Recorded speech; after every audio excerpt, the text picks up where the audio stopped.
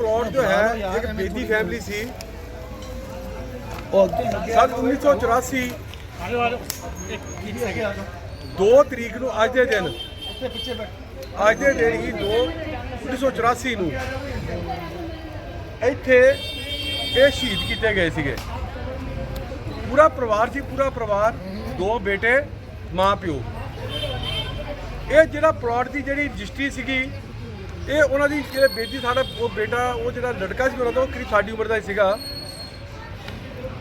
MSc ਕਰ ਰਿਹਾ ਸੀ ਬੱਚਾ, ਉਹ ਮੈਡੀਕਲ ਕਰ ਰਿਹਾ ਸੀਗਾ ਉਹ ਬੇਟਾ ਜਿਹੜਾ ਉਹਨਾਂ ਦਾ। ਜੋ ਸਾਰੇ ਮਾਰਤੇ ਜਾਂਦੇ, ਉਹ ਜਿਹੜੀ ਪਲਾਟ ਦੀ ਜਿਹੜੀ ਰਜਿਸਟਰੀ ਸੀ ਉਹਨਾਂ ਦੀ ਮਾਂ ਦੇ ਨਾਮ ਸੀਗੀ। ਫਿਰ ਵਾਰਿਸ ਬਣ ਜਾਂਦੇ ਨੇ, ਮਾਂ ਤੋਂ ਬਾਅਦ ਵਾਰਿਸ ਬਣ ਜਾਂਦੇ ਨੇ ਉਹਨਾਂ ਦੇ ਭਰਾ ਵੀ। ਇਹ ਪਲਾਟ ਅਸੀਂ ਦਿੱਲੀ ਕਮੇਟੀ ਜਿਹੜੀ ਹੈਗੀ ਉਸ ਪਲਾਟ ਨੂੰ ਸੰਭਾਲ ਲਿਆ। ਫਿਰ ਕੁਝ ਐਸਾ ਚੱਲਣ ਚੱਲਿਆ ਕਿ ਇੱਕ ਬੰਦੇ ਨੇ ਇੱਥੇ ਆ ਕੇ, ਕਿਉਂਕਿ ਪਲਾਟ ਖਾਲੀ ਪਿਆ ਸੀ, ਦਿੱਲੀ ਕਮੇਟੀ ਕੋਲ ਬਹੁਤ ਸਾਰੀ ਪ੍ਰਾਪਰਟੀ ਇਸ ਤਰ੍ਹਾਂ ਦੀ ਹੈਗੀ, ਡਿਸਪਿਊਟਡ ਪ੍ਰਾਪਰਟੀਆਂ, ਕਿ ਜਿਹੜੀਆਂ ਦੇ ਇਸ ਤਰ੍ਹਾਂ ਦੰਗਿਆਂ ਦੇ ਵਿੱਚ ਮਾਰੇ ਗਏ, ਪਰਿਵਾਰ ਮਾਰੇ ਗਏ, ਉਹਨਾਂ ਦੇ ਪਲਾਟ, ਕਈ ਪਲਾਟ ਨੇ ਦਿੱਲੀ ਕਮੇਟੀ ਕੋਲ। ਜੋ ਸਾਡੇ ਕੋਲ ਵੀ ਉਹਦੇ ਕਾਗਜ਼ ਆਏ, ਫਿਰ ਅਸੀਂ ਕੀਤਾ, ਇੱਕ ਬੰਦੇ ਨੇ ਫਿਰ ਕਰਕੇ ਇਹਦੇ ਵਿੱਚ ਇੱਕ ਆਪਣਾ ਕਬਜ਼ਾ ਕਰਨ ਦੀ ਕੋਸ਼ਿਸ਼ ਕੀਤੀ। ਮੈਂ ਧੰਨਵਾਦੀ ਹਾਂ ਸੁਨੀਲ ਸਿੰਘ ਦਾ, ਜਿਸ ਬੰਦੇ ਨੇ ਪੂਰਾ ਸਾਡੇ ਸਮਾਜ ਦੀ ਜੋ ਉਹਨੇ ਸੇਵਾ ਕੀਤੀ, ਉਸ ਬੰਦੇ ਨੇ ਇਹਦਾ ਕੇਸ ਲੜਿਆ ਪੂਰਾ। ਅੱਜ ਥੋੜੇ ਚਿਰ ਦੀ ਸ਼ਾਇਦ ਗੱਲ ਹੈ, ਸ਼ਾਇਦ ਮੇਰਾ ਖਿਆਲ ਹੋਰ 2-4 ਮਹੀਨੇ 6 ਮਹੀਨੇ ਦੀ ਗੱਲ ਹੈ, ਕਿਉਂਕਿ ਫਿਰ ਪ੍ਰਵਿੰਦਰ ਸਿੰਘ ਲੱਕੀ ਹੋਣਾ ਨੇ ਜਦੋਂ ਇਹ ਸਾਰਾ ਕੇਸ ਲੈ ਕੇ ਉਹਨਾਂ ਨੇ ਫਿਰ ਇੱਕ ਕੇਸ ਨਾਲ ਦਿੱਲੀ ਕਮੇਟੀ ਕੋਲ ਲੈ ਗਏ। ਤੇ ਸਾਡੀ ਦਿੱਲੀ ਕਮੇਟੀ ਜਿਹੜੀ ਹੈ ਹੁਣ ਉਹ ਕੇਸ ਲੜ ਰਹੀ ਹੈ ਇਹ ਪਲਾਟ ਦਾ। ਇਹ ਸ਼ਾਇਦ ਮੇਰਾ ਖਿਆਲ ਸ਼ਾਇਦ ਥੋੜਾ ਚਿਰ ਦੀ ਗੱਲ ਹੈ, ਸ਼ਾਇਦ 2-4 ਸਾਲ ਲੱਗ ਜਾਏ। ਇਹ ਪਲਾਟ ਜਿਹੜਾ ਹੈਗਾ ਇਹ ਤੁਹਾਡੇ ਕੋਲ ਆ ਜਾਏਗਾ ਦਿੱਲੀ ਪ੍ਰਾਇਵੇਟ ਕਿਸੇ ਕੋਲ ਨਹੀਂ, ਦਿੱਲੀ ਕਮੇਟੀ ਗੁਰਦੁਆਰੇ ਕੋਲ ਚਲ ਜਾਏਗਾ ਪਲਾਟ।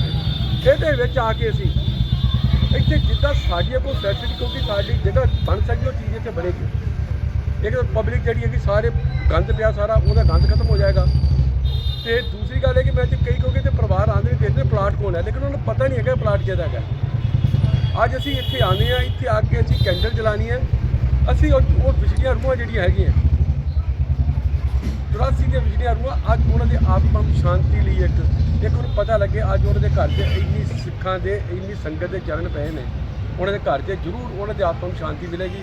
ਔਰ ਫਿਰ ਉਧਰ ਸ਼ਾਂਤੀ ਮਿਲੇਗੀ ਜਿਸ ਦਿਨ ਉਸ ਪਰਿਵਾਰ ਦੇ ਨਾਮ ਦੇ ਉੱਪਰ ਹੀ ਇਸ ਜਗ੍ਹਾ 'ਤੇ ਕੁਛ ਨਾ ਕੁਛ ਆਪਾਂ ਦਿੱਲੀ ਕਮੇਟੀ ਕੁਛ ਨਾ ਕੁਛ ਕਰੇਗੀ, ਔਰ ਕੁਛ ਨਾ ਕੁਛ ਇੱਥੇ ਜੋ ਸਾਰੀ ਇੱਥੇ ਪਬਲਿਕ ਨੂੰ ਫਾਇਦਾ ਹੋਏਗਾ। ਪਰ ਮੈਂ ਤਾਂ ਬੇਨਤੀ ਵੀ ਕਰਦਾ, ਜਿਹਨਾਂ ਬੰਦਿਆਂ 'ਤੇ ਕਬਜ਼ਾ ਕੀਤਾ, ਅਗਰ ਇੱਜ਼ਤ ਨਾਲ ਜਾਣਗੇ ਤਾਂ ਬਹੁਤ ਵਧੀਆ ਹੈ, ਨਹੀਂ ਤਾਂ ਕੋਰਟ 'ਤੇ ਜਾਏਗੀ, ਭੇਜੇਗੀ। ਕੋਈ ਕਿਸੇ ਜਗ੍ਹਾ 'ਤੇ ਕਬਜ਼ਾ ਨਹੀਂ ਕਰ ਸਕਦੇ। ਲੇਕਿਨ ਇਹ ਕੰਮ ਹੈਗਾ ਕਿ ਸ਼ਾਇਦ 2-4-6 ਮਹੀਨੇ ਦੀ ਗੱਲ ਹੈ। ਬਾਕੀ ਅਬ ਸੁਨੀਲ ਜੀ ਆਉਣਗੇ, ਹੋਣੀ ਉਹ ਸਾਡੇ ਇੱਥੇ ਐਡਵੋਕੇਟ ਵੀ ਨੇ, ਲੇਕਿਨ ਉਹਨਾਂ ਸਾਰੇ ਪਲਾਟ ਦੇ ਕਾਗਜ਼ ਕੱਢੇ, ਸਭ ਕੁਝ ਕੀਤਾ। ਬਾਕੀ ਤੁਹਾਨੂੰ ਥੋੜ੍ਹੀ ਹੋਰ ਜਾਣਨਾ, ਕਿਉਂਕਿ ਫਿਰ ਲੱਕੀ ਜੀ ਨੇ ਕੇਸ ਆਪਣੇ ਹੱਥ 'ਚ ਲਿਆ, ਔਰ ਫਿਰ ਉਹ ਕੇਸ ਚੱਲ ਕੇ ਅੱਜ ਦਿੱਲੀ ਕਮੇਟੀ ਕੇਸ ਲੜ ਰਹੀ ਹੈ, ਦਿੱਲੀ ਕਮੇਟੀ ਵਕੀਲ ਕੇਸ ਲੜ ਰਹੇ ਨੇ, ਔਰ ਬਾਕੀ ਤੁਹਾਨੂੰ ਲੱਕੀ ਜੀ ਦੱਸਣਗੇ ਸਾਰੇ ਦੇ ਬਾਰੇ, ਉਹ ਤੁਹਾਨੂੰ ਸਮਝਾਉਣਗੇ। ਵਾਹਿਗੁਰੂ ਜੀ ਕਾ ਖਾਲਸਾ, ਵਾਹਿਗੁਰੂ ਜੀ ਕਾ ਖਾਲਸਾ, ਵਾਹਿਗੁਰੂ ਜੀ ਕੀ ਫਤਿਹ। ਅੱਜ 2 ਨਵੰਬਰ ਦਾ ਜਿਹੜਾ ਦਿਹਾੜਾ ਹੈਗਾ, ਅਸੀਂ 2 ਨਵੰਬਰ ਦਾ ਦਿਹਾੜਾ ਇੱਕ ਆਮ ਦਿਨਾਂ ਦੀ ਤਰ੍ਹਾਂ ਹੁੰਦਾ ਹੈ, ਪਰ 39 ਸਾਲ ਪਹਿਲੇ ਇਹ ਜੋ 2-4 ਦਿਨ ਭਾਰਤ ਦੇ ਇਤਿਹਾਸ ਦੇ ਅੰਦਰ ਕਾਲੇ ਅੱਖਰਾਂ ਦੇ ਨਾਲ ਲਿਖੇ ਜਾਂਦੇ ਹਨ, ਸਿੱਖਾਂ ਵਾਸਤੇ ਖਾਸ ਕਰ, ਕਿਉਂਕਿ ਉਸ ਸਮੇਂ ਦੇ ਅੰਦਰ ਜਿਹੜੇ ਸਿੱਖਾਂ ਨੇ ਇਸ ਦੇਸ਼ ਦੇ ਵਾਸਤੇ ਕੁਰਬਾਨੀਆਂ ਕੀਤੀਆਂ ਸੀਗੀਆਂ, ਉਹ ਕੁਰਬਾਨੀਆਂ ਨੂੰ ਭੁੱਲਦੇ ਹੋਏ ਇੱਥੇ ਗਲੀ ਮੁਹੱਲੇ ਬੱਸਾਂ ਦੇ ਅੰਦਰ, ਟਰੱਕਾਂ ਦੇ ਅੰਦਰ, ਟੈਕਸੀਆਂ ਦੇ ਅੰਦਰ, ਰੇਲ ਦੇ ਅੰਦਰ ਜਿੱਥੇ ਵੀ ਸਿੱਖ ਦਿਖ ਰਿਹਾ ਸੀ, ਉਹਦੀ ਬੜੇ ਬੇਦਰਦੀ ਦੇ ਨਾਲ ਹੱਤਿਆ ਕੀਤੀ ਜਾ ਰਹੀ ਸੀ। ਨਕਸਲਕੁਸ਼ੀ ਜਿਹਨੂੰ ਬੋਲਦੇ ਆ, ਉਹਨੂੰ ਇਸ ਤਰੀਕੇ ਦੇ ਨਾਲ ਕੀਤਾ ਜਾ ਰਿਹਾ ਸੀ ਕਿ ਜਿਸ ਤਰੀਕੇ ਦੇ ਨਾਲ ਇਹ ਕੌਮ ਜਿਹੜੀ ਹੈ ਪੂਰੀ ਖਤਮ ਹੋ ਜਾਏਗੀ। ਪਰ ਉਹਨਾਂ ਨੂੰ ਨਹੀਂ ਪਤਾ ਕਿ ਜਦੋਂ ਪੱਤਾ ਸਿੰਘਾਂ ਦਾ ਵੈਰੀ ਸੀਗਾ, ਉਸ ਸਮੇਂ ਵੀ ਇਹ ਕੌਮ ਖਤਮ ਨਹੀਂ ਹੋਈ। ਉਹਨਾਂ ਪੱਤਿਆਂ ਨੂੰ ਖਾ ਕੇ ਜੀਵਿਤ ਰਹਿ ਕੇ ਵੀ ਉਹ ਲੜਦੇ ਸ਼ਹੀਦ ਬੇਸ਼ੱਕ ਹੋ ਗਏ, ਪਰ ਕੌਮ ਦੀ ਉਸਾਰੀ ਕਰਕੇ ਗਏ। ਅੱਜ ਉਹਨਾਂ ਬੰਦਿਆਂ ਨੂੰ, ਉਹਨਾਂ ਜ਼ਾਲਮਾਂ ਨੂੰ ਸਿੱਖਾਂ ਦੇ ਪਿੱਛੇ ਪਹੁੰਚਾਉਣ ਵਾਸਤੇ ਮੈਂ ਬਹੁਤ ਧੰਨਵਾਦ ਕਰਦਾ ਦਿੱਲੀ ਸਿੱਖ ਗੁਰਦੁਆਰਾ ਪ੍ਰਬੰਧਕ ਕਮੇਟੀ ਦੇ ਪ੍ਰਧਾਨ ਸਰਦਾਰ ਹਰਮੀਤ ਸਿੰਘ ਕਾਲਕਾ ਔਰ ਜਨਰਲ ਸਕੱਤਰ ਸਾਹਿਬ ਜਗਦੀਪ ਸਿੰਘ ਜੀ ਕਾਲੋ ਦੀ ਅਗਵਾਈ ਹੇਠ ਸਾਡੀ ਪੂਰੀ ਲੀਗਲ ਟੀਮ ਜਿਹੜੀ ਹੈ, ਉਹਨਾਂ ਨੂੰ ਜੇਲ੍ਹ ਦੀ ਸਿੱਖਿਆ ਦੇ ਪਿੱਛੇ ਕਰਾਉਣ ਵਾਸਤੇ ਦ੍ਰਿੜ ਸੰਕਲਪ ਹੈਗੀ ਹੈ। ਸੱਜਣ ਕੁਮਾਰ ਪਿਛਲੇ 2-2.5-3 ਸਾਲਾਂ ਤੋਂ ਜੇਲ੍ਹ ਦੇ ਸਿੱਖਿਆ ਦੇ ਅੰਦਰ ਹਨ। ਜਗਦੀਸ਼ ਟਾਈਡਰ ਨੂੰ ਬੇਸ਼ੱਕ ਜਿੰਨੀ ਮਰਜ਼ੀ ਜ਼ਮਾਨਤਾਂ ਲੈ ਲੈਣ, ਉਹਨਾਂ ਨੂੰ ਵੀ ਬਹੁਤ ਜਲਦੀ ਜੇਲ੍ਹ ਦੇ ਵਿੱਚ ਜਾਣਾ ਪਏਗਾ। ਕਮਲਨਾਥ ਨੂੰ ਬੇਸ਼ੱਕ ਕਾਂਗਰਸ ਪਾਰਟੀ ਟਿਕਟ ਦੇ ਕੇ ਉਹਨਾਂ ਨੂੰ ਬੇਸ਼ੱਕ ਉਹਨਾਂ ਦੇ ਉੱਤੇ ਅਹਿਸਾਨ ਕਰਦੀ ਰਹੇ, ਪਰ ਸਿੱਖ ਕੌਮ ਜਿਹੜਾ ਹੈ ਆਪਣਾ ਜਿਹੜਾ ਉਹਨਾਂ ਨੇ ਸਾਡੇ ਨਾਲ ਕੀਤਾ ਹੈ ਉਹ ਕਦੀ ਨਹੀਂ ਭੁੱਲੇਗੀ। ਇਹੋ ਜਿਹੇ ਜ਼ਾਲਮਾਂ ਦਾ ਇੱਕ ਨਾ ਇੱਕ ਦਿਨ ਜ਼ਰੂਰ ਜੇਲ੍ਹ ਦੇ ਪਿੱਛੇ ਜਾਣਾ ਪਏਗਾ।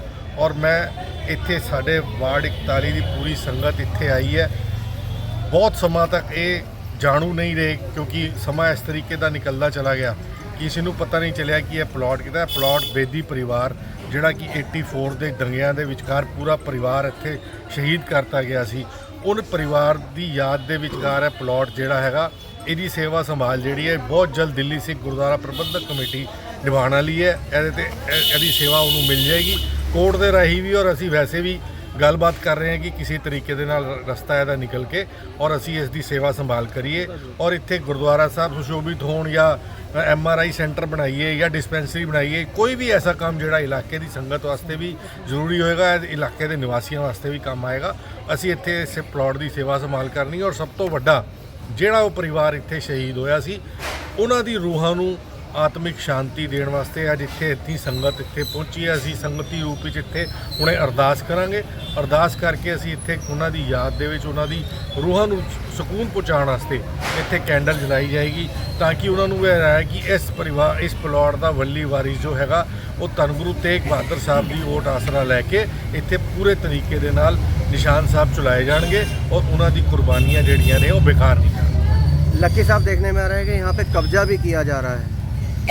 ऐसा होता है कि जब कोई जगह खाली होती है तो कोई ना कोई आके उस पर बैठने की कोशिश करता है। मैं ज़्यादा वो नहीं कहूँगा कि पीछे जो भी मेंबर रहे उन्होंने इसकी तरफ ध्यान नहीं दिया कुछ नहीं, क्योंकि अगर ध्यान देते तो शायद ये उस टाइम ही ना हुआ होता। जी जी। तो पर चलो जब भी पता चला जब भी पता चला मैंने अपनी तरफ से कोर्ट की भी कार्रवाई पूरी करी है। DSGMC खुद अपना वकील भी लड़ रही है। DSGMC को पार्टी बनाया, पहले DSGMC पार्टी नहीं थी कोर्ट में।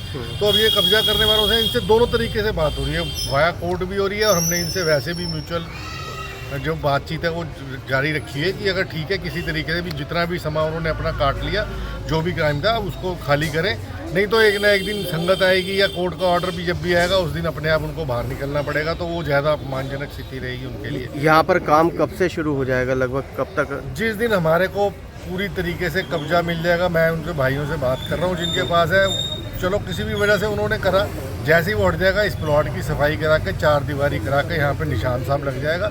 उसके बाद जैसे भी दिल्ली कमेटी और इलाके की संगत जो भी निर्णय लेती है कि यहाँ पे क्या बनाया जाए उसको देखते हुए फिर यहाँ की सेवा जो है वो प्रारंभ करती है। बहुत बहुत धन्यवाद। नहीं धन्यवाद तो आपका है जी। आप बधाई भी देता हूँ कि आपने के लिए आप इस इलाके से उनके साथ खड़े रहे और जो हक की लड़ाई है वो लड़ी। तो मैं आपको पूरे अपने इलाके की संगत की तरफ से धन्यवाद। और इस चीज़ के लिए भी कि जो आपके अंदर मानवता का जो वो दिल है जो आपके अंदर वो कहीं ना कहीं आपके खून में, आपके वंशजों के खून में जरूर रहा होगा, जो आपने मानवता की सेवा करते हुए दोस्त थे इनके साथ पड़े थे। सुनील वशिष्ठ जी, आप ये पूरा केस लड़ रहे हैं, क्या कहेंगे इस केस के बारे में, कहाँ तक पहुँचा है?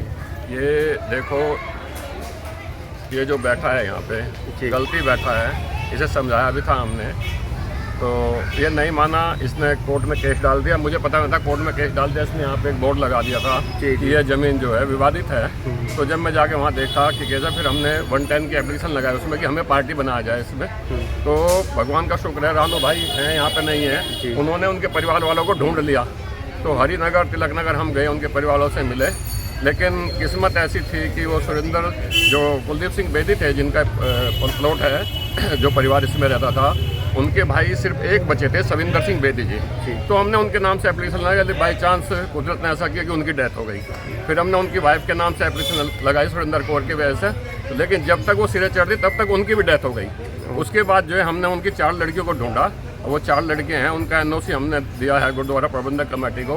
अब गुरुद्वारा प्रबंधक कमेटी से भी वकील आने शुरू हुए हैं और ऊपर वाला चाहेगा तो जल्दी ही इस पर जो है कार्रवाई हो जाएगी। लास्ट डेट है, लास्ट अपॉर्चुनिटी दी। अब इसका राइट बंद कर दिया उन्होंने, क्योंकि ये हमारा जो हमने एप्लीकेशन दी थी उसका जवाब नहीं दे पाया और ये इलीगल बैठा है वैसे तो। और इसके खिलाफ FIR भी दर्ज होगी, कन्फर्म होगी FIR भी दर्ज, नहीं मानेगा तो बाकी तो लड़ ही रहे हैं केस को। आज लगभग 39 साल हो गए जी इस केस को नहीं, केस को लड़ नहीं हुए। केस तो ये जो हादसा हुआ उसको एक्चुअल में जब मेरी पत्नी यहाँ पार्षद थी तब हम यहाँ कमिश्नर को लेके आए थे कि भाई इस प्लॉट पे कुछ बना दिया जाए। तो लेकिन जब हम इसकी सफाई शुरू करी तो यहाँ के कुछ लोग आ गए, वो कहने लगे तो ये प्लॉट हमारा है, ये इसकी फर्द हमारे दादा के नाम है। तो अब ये यहाँ जो पूरा इलाका है वो किसी न किसी के दादा के नाम से फर्द है, किसी ने दाखिल खाई तो किसी ने भी नहीं कराया। तो आज भी आप रेवेन्यू में उठाओगे तो वो फर्द उनके उससे ही निकलेगी। इसका मतलब थोड़े अब आप खुद बेच रहे हो और फिर बाद में अगर वो परिवार को तुम मार के और तुम उसे कहोगे हमारे दादा के फर्द है, तो ये कौन सा तरीका है?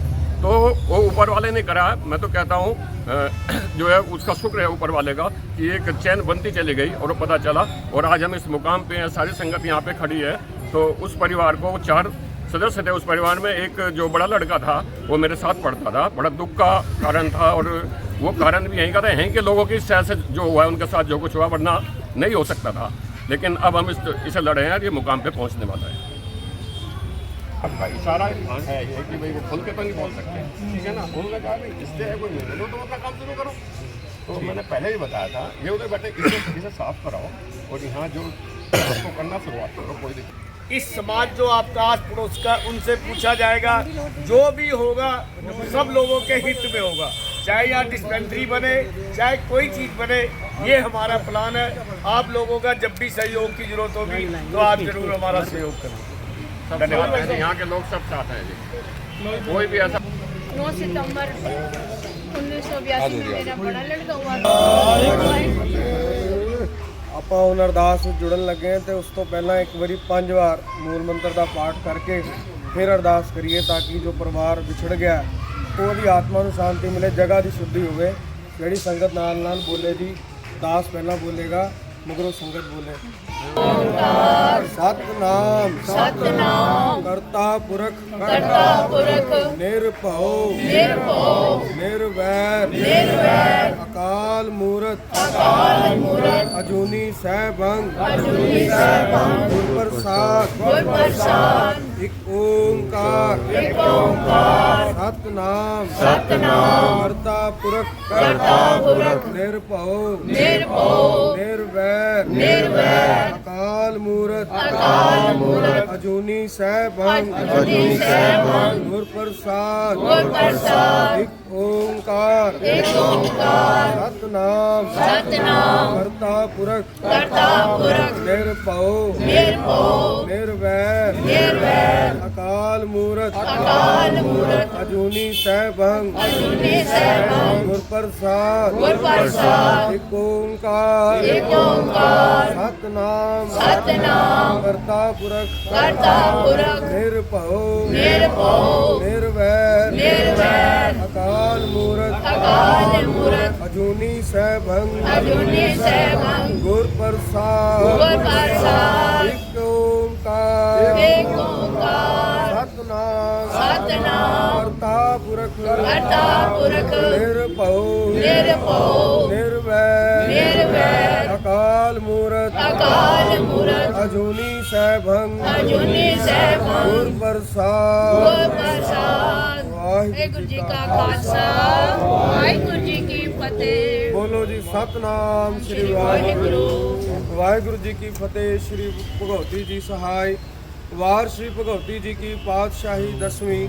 ਪ੍ਰਥਮ ਭਗਵਤੀ ਸਿਮਰ ਕੇ ਗੁਰੂ ਨਾਨਕ ਲਈ ਧਿਆਏ।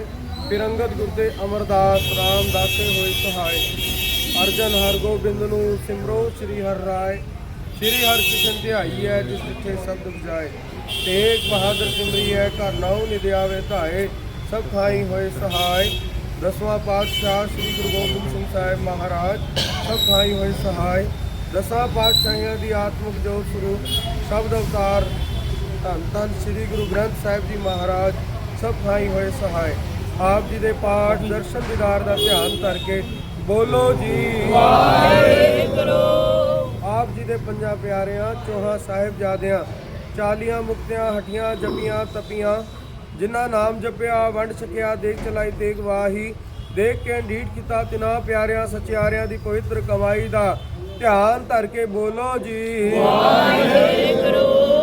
ਜਿਨ੍ਹਾਂ ਸਿੰਘਾਂ ਸਿੰਘਣੀਆਂ ਨੇ ਧਰਮ ਦੇ ਹੇਤ ਸ਼ੀਸ਼ ਦਿੱਤੇ, ਬੰਦ ਕਟਾਏ, ਖੋਪੜੀਆਂ ਲੁਹਾਈਆਂ, ਚਰਖੜੀਆਂ ਤੇ ਚੜੇ, ਤਨ ਆਰਿਆਂ ਨਾਲ ਚਿਰਾਏ, ਗੁਰਦੁਆਰਿਆਂ ਦੀ ਸੇਵਾ ਲਈ ਕੁਰਬਾਨੀਆਂ ਕੀਤੀਆਂ, ਧਰਮ ਨਹੀਂ ਹਾਰਿਆ, ਸਿੱਖੀ ਕੇਸਾਂ ਸਵਾਸਾਂ ਨਾਲ ਨਿਭਾਈ। ਤਿਨਾਂ ਪਿਆਰਿਆਂ ਸਚਿਆਰਿਆਂ ਦੀ ਪਵਿੱਤਰ ਕਮਾਈ ਦਾ ਧਿਆਨ ਧਰ ਕੇ ਬੋਲੋ ਜੀ ਵਾਹਿਗੁਰੂ। ਪੰਜਾਂ ਤਖਤਾਂ ਸਰਬਤ ਸਮੂਹ ਗੁਰਦੁਆਰਿਆਂ ਦਾ ਧਿਆਨ ਧਰ ਕੇ ਬੋਲੋ ਜੀ ਵਾਹਿਗੁਰੂ। ਮੈਂ ਸਰਬਤ ਖਾਲਸਾ ਜੀ ਕੀ ਅਰਦਾਸ ਹੈ ਜੀ, ਸਰਬਤ ਖਾਲਸਾ ਜੀ ਕੋ ਵਾਹਿਗੁਰੂ ਵਾਹਿਗੁਰੂ ਵਾਹਿਗੁਰੂ ਵਾਹਿਗੁਰੂ। ਜਿਤੇ ਆਵੇ ਚਿਤਾਵਨ का सदका सर्व सुख होवे। जहाँ जहाँ खालसा जी साहिब तहाँ तहाँ रचिया रियायत। देख देख फतेह बिरद की पैज, पंथ की जीत श्री साहिब जी सहाय।